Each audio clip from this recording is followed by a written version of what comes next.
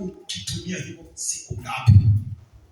So tukaamua hiyo directive tusaidie juma siku moja usiku wa shetani.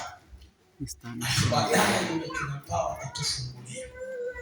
Akatuletea miti na kaa vizuri, tunaingiza hela.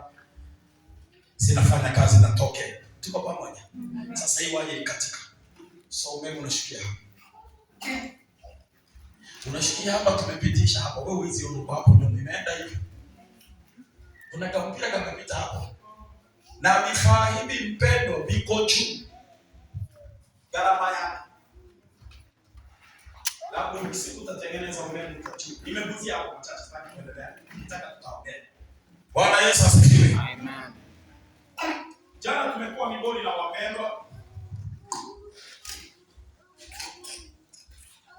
Tulihudumiwa, tulibarikiwa. Wenda mpaka Kericho. Nilikuwa simamia na presbita moja. Wapete ile yanzishi ambaye nisikie nikitangaza hapa. Nilipewa mzigo wa kuchangia nyumba yake $100,000 ya Kenya. Tunamjengea Uganda. Na nikasema ukiamua kusimama na mimi unisaidia, lakini mimi kama pastor nilipewa 100,000. Hata milioni nitapewa siku moja. Pastor $100,000. Nipatie 10,000. Wewe nipe 10,000. Hiyo $100,000 nitaipata. Nilitangaza na sikutaka kukuambia mzigo huu kwamba ni wangu.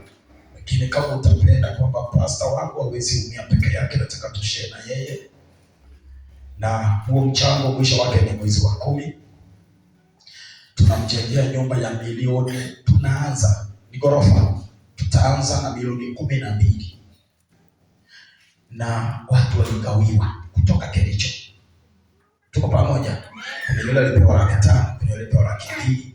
Mimi waliponipa $100,000 nilichukua na nikaikumbatia nikasema Yesu wangu anaweza. Amen. Na nitalipa. Bwana Yesu asifiwe.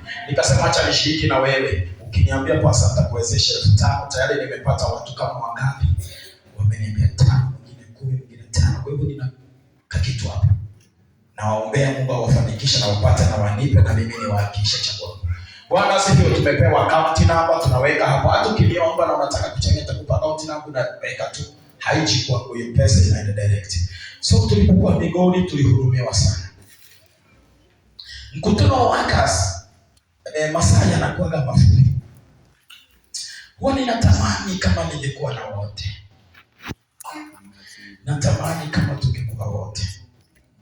Mkutano wa watendakazi unafundishwa namna utanyooka kwa ajili ya utendaji kazi. Utaumia na mwenzako.